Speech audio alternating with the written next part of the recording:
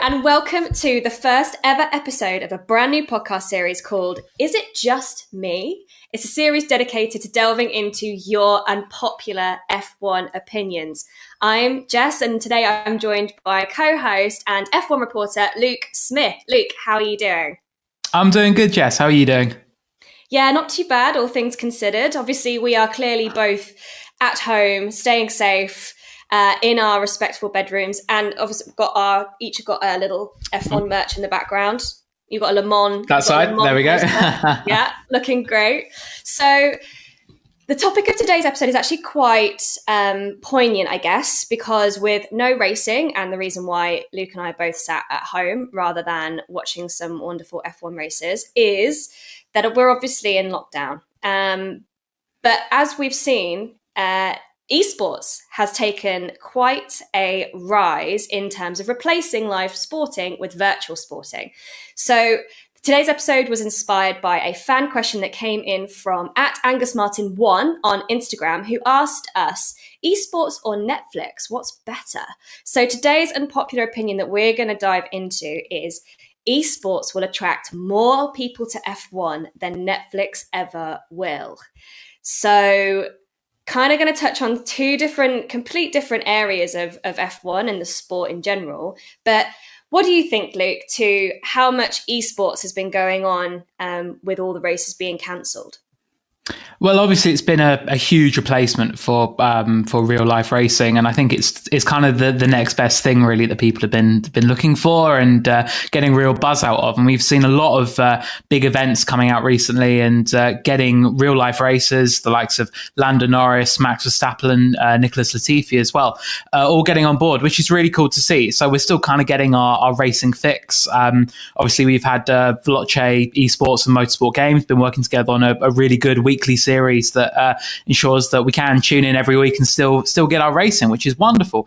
And it's really, I think, just a question for fans whether that is a good enough substitute for the real life thing. And ultimately, if you said to F1 fans, look, we're going to have a F1 race every single week, then they bite your hand off for it. That would be a huge opportunity. So it's been really interesting, I think, just to see that kind of regularity with the esports events going on recently. But obviously, there's kind of the debate of, is it actually going to be enough to replace it? Like, is it good enough sort of having virtual cars and knowing that people are just at home on their computers without that kind of jeopardy or risk? So I think it's a really interesting debate. Yeah, I think I agree with you. I think I was never big into esports. I love a bit of gaming, was back before uni, was totally into my games. But esports to me was always this thing where I was like, oh, this is brilliant because it means that people can play it in their bedrooms. They don't have to fork out tons of money apart from, obviously you want a good setup, good PC. So there are kind of some costs involved, but you can play it whenever you want. There seems to be never-ending leagues and series that you can join. And in that respect, it seems to be such a good way of getting people into motorsport. Because if you think about how the games work, especially, the lesser hardcore esports games, but like the Formula One game from Codemasters, it teaches you about racing line, setup, strategy, drivers. So you're kind of getting an all-round picture of how the sport operates, which has always been kind of like that barrier to entry, right? If you turn on F1 on a Sunday and you've never seen an F1 Grand Prix before, it can be quite overwhelming in terms of how much is going on and the ins and outs of it. So in that way, it should be, in theory, a really good way of getting people into the sport. Definitely, yeah. And yeah. I think even from my own experience, I can say that I had the F1 2005 video game on PlayStation 2, I think. And that was classic. Like my first massive exposure to F1. And I remember I think I watched one race and then I saw that the game was in the shop. So I said to my mum, can I buy this game? She was like, yeah, okay. So, and then I got this game and then that's how I learned about the sport. And then 15 years later, obviously now working in the sport, and that is where a lot of it did start though. And I think, as you rightly say, it can be such a brilliant way to introduce people and new fans to the rules, the regulations, and even the drivers, because so many big names have been getting involved with it. Yeah, I think it is so good to see. It's just, I guess, to kind of maybe go into one of the criticisms, there's been a lot of land grabbing, hasn't there? And I think rightfully so. When opportunity knocks, you run and take it. So now there are so many different esports series running in parallel at the same time with some of the same drivers. I mean, Lando Norris blooming loves it, doesn't he? Like he's all over it. He's been streaming every day for like 5 or 6 hours a day, and I think he took one day off this week. And we can't let it go unmentioned. Baldo Norris, he's shaved his hair off as well, which is, for a brilliant cause. Raised I think $12,000 for the COVID-19 response fund, but. Lando, like it's a strong look, and I think his PR said she was very glad that he had done all the promo shots for the coming season or in Australia already. But you're right, it just goes to show the power of being able just to talk to an audience, right? And obviously the reason arguably that Lando is so big is because he's so connected with his fans by doing stuff like that, by streaming, by being accessible and using social media and just being present, where are the other drivers currently? They are, technically right now they're in shutdown, right? So it would be as if we were in the summer and, they're allowed to go off and do what they want within reason, depending on who's written the contracts out and what insurance says they can and can't do. Lewis Hamilton jumping out of a helicopter snowboarding. He writes his own contract, so he's allowed to do what he wants.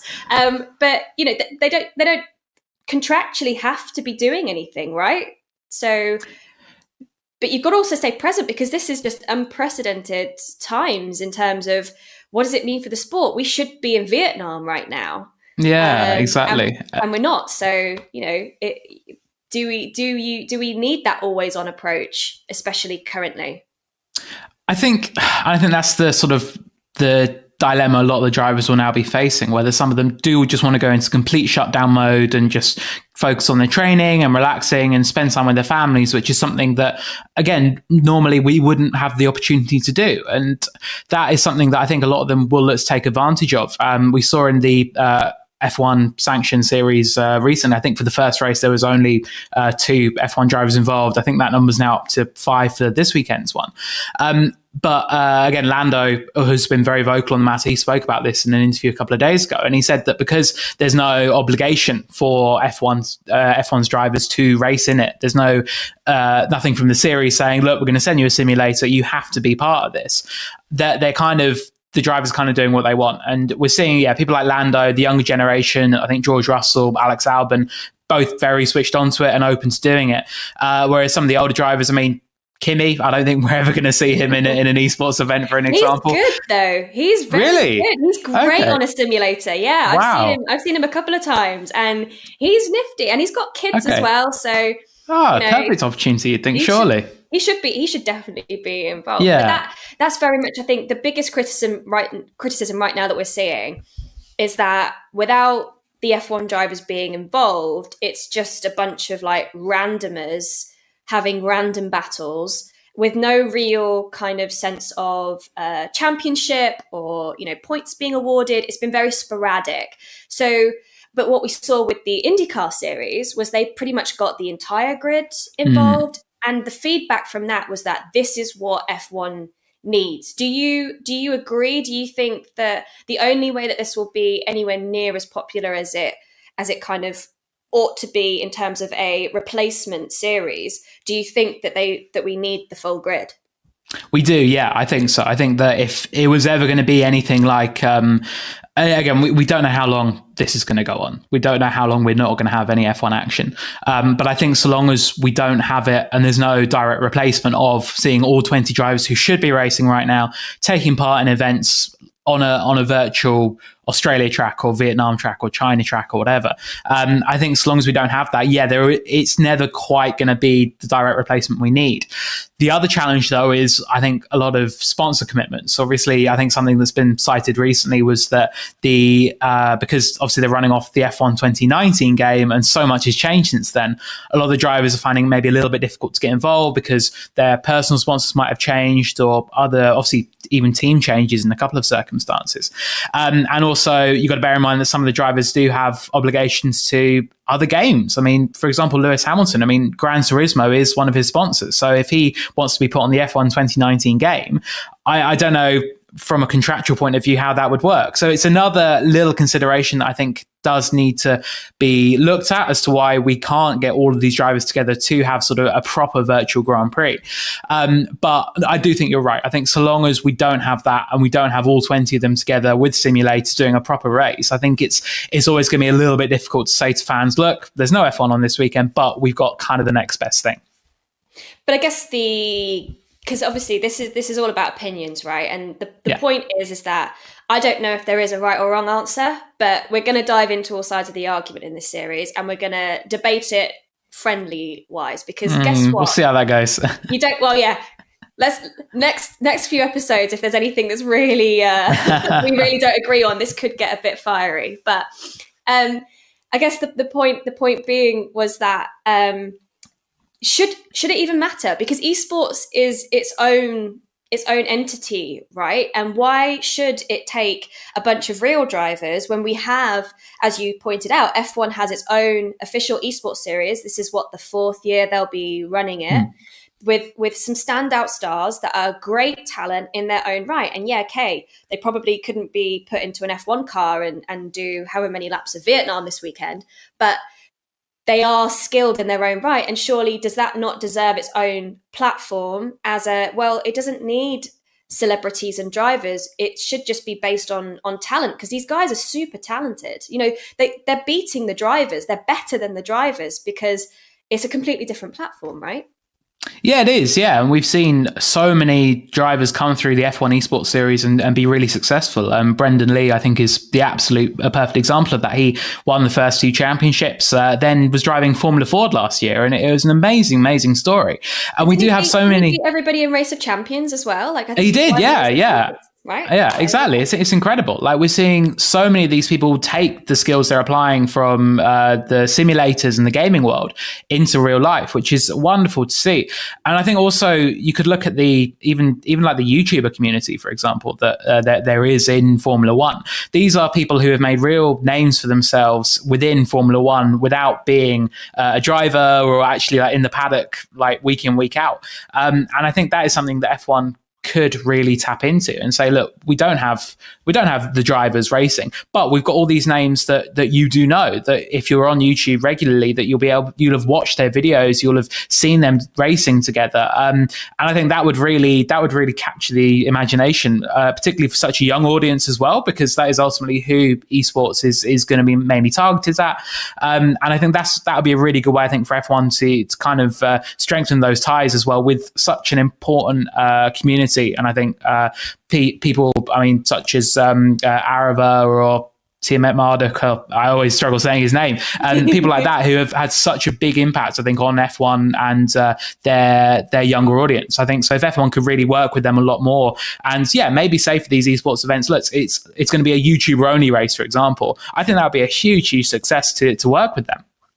Because I guess that's the point as well, is that what esports allows F1 to do is transcend a motorsport focused audience, right? By bringing in people that maybe, for instance, Ian Poulter, he seems to get involved in the pro golfer. Now that's a completely different sphere and kind of, I guess, similar. And although Lewis gets a lot of criticism for this, he's transcended F1 and become a celebrity. Actually, don't need inverted commas. People know who Lewis Hamilton is, regardless of whether you follow F1 or not, right? Because he's moved to mainstream media. And, you know, whilst I'm not saying that it's F1 esports is going to completely blow up in the same way, it does allow us to invite people that aren't involved in motorsport and to introduce motorsport to a completely different audience. So if we go back to the original argument, is esports is going to bring in more people than Netflix,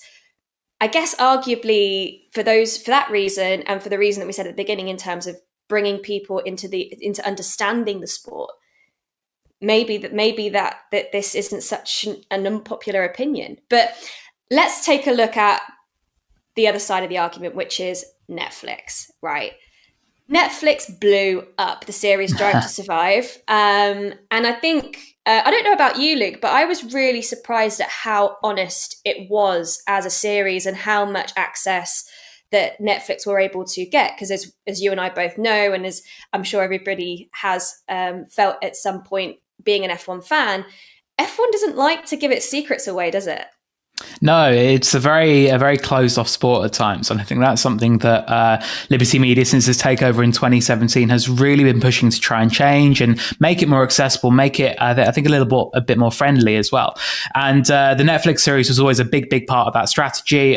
Sean Bratches said from day one he wanted to really push on with that kind of access all areas approach and documentary series, and it was an amazing success for that. I think it did show a side to F1 that I think was that even we working in the sport were really, I think, quite surprised by. And I remember watching it with my housemate, who isn't a Formula One fan, only knows about the sport through me.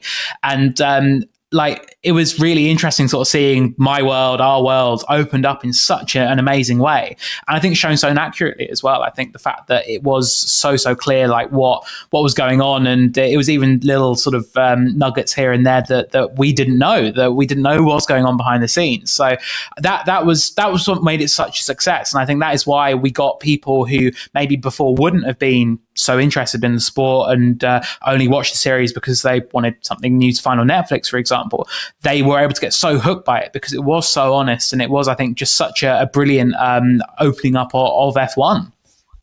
Yeah, I totally agree. I think one of the standout moments for me from this second series was the long-awaited Mercedes episode. Yes. Where we were all umming and ahhing as to whether poorly Lewis Hamilton was going to have had the whole episode axed, and obviously Mercedes falling on their sword a little bit over the German Grand Prix. I didn't know how much they were actually going to be able to show, but for me that was, aside from the fact that the German Grand Prix was probably one of the most bonkers races I've ever watched in my entire life, it was that level of humanity that usually the very Germanic Mercedes outfit carries. If they lose, they take it very seriously. If they make a mistake, they take it very seriously. But it does seem from the outside like a very, very well-oiled machine.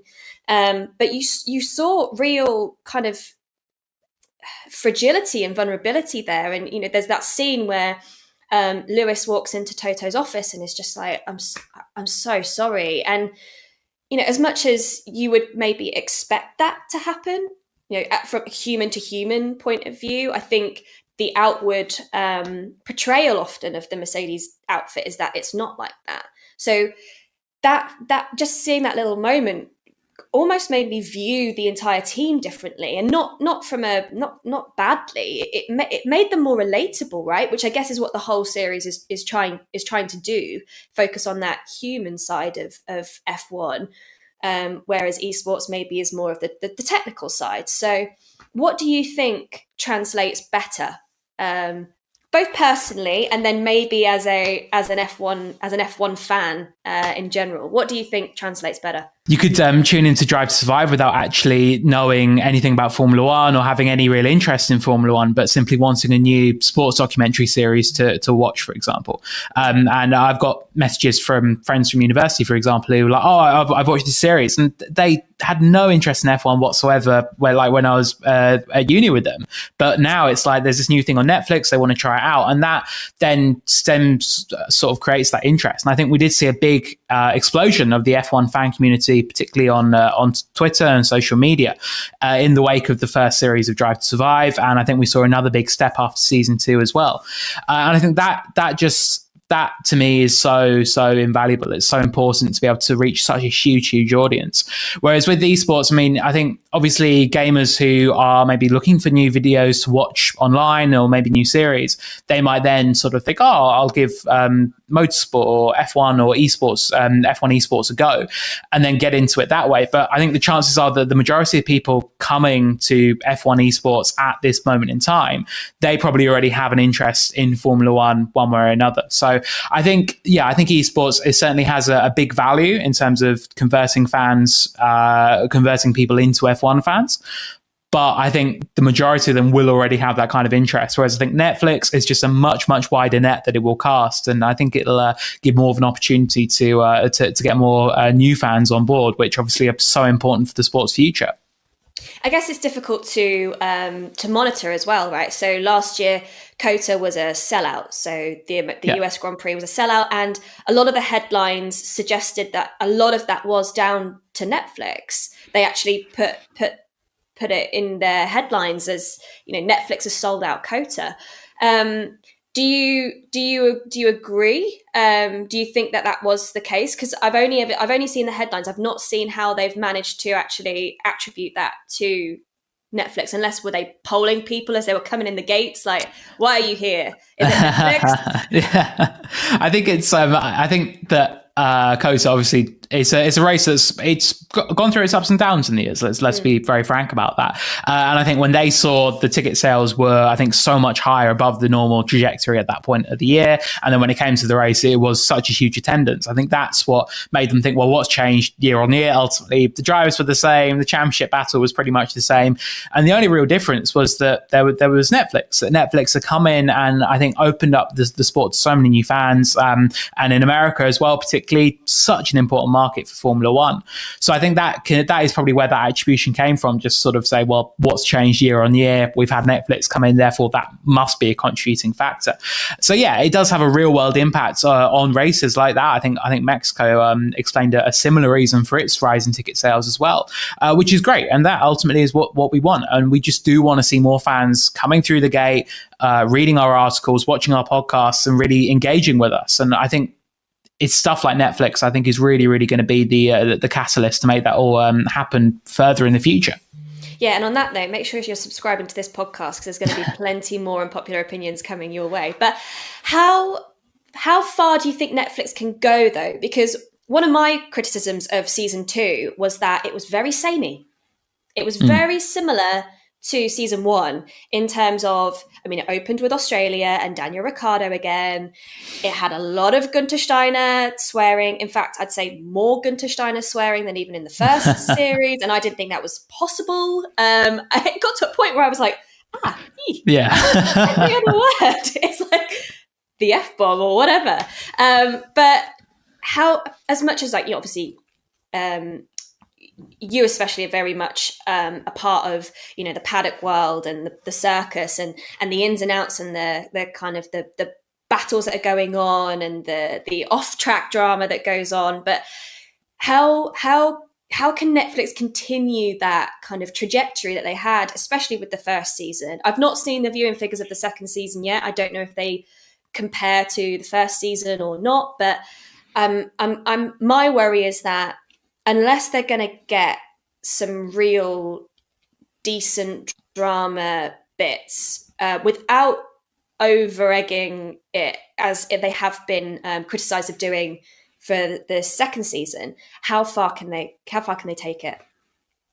I think it's a very valid question. And yeah, you are right. There were so many parallels that could be drawn between season 1 and season 2, just in terms of episode format and the drivers they followed and the events they were at. And I think that's always going to be a struggle. And I think it's still going to be down to the teams to really open their doors. And I think for season 2, the big thing was getting Mercedes and Ferrari on board for the first time, because they in season 1 weren't involved. So that was, I think, the real big development for season 2. But now looking ahead to a hopeful season 3, they did do some filming in pre-season testing in Australia, but still nothing confirmed. Fingers crossed. I think that what more can they really give? Because if adding Mercedes and Ferrari was the big pull for season 2, what is there for season 3? What is going to be the new thing they can really add and bring in?